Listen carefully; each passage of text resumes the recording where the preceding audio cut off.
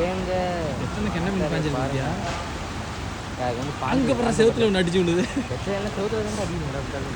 எவ்வளோ என்ன மீன்ரா இவருக்கு வச்ச மாட்டிருக்கா இது கேட்குமா? இது அவருக்கு மாட்டிருக்கா பார்ப்போம் இழுத்தாரு வெளியே வேணா அடிக்க மாட்டாரு. நல்ல பயம். தாத்தா எதுவும் இல்லை.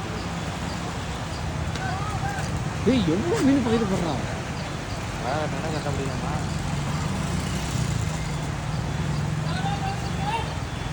குளத்தில் வச்சு இதில் ஏரியில் வச்சு இது வடத்தில் எவ்வளோ இருக்குது கண்டா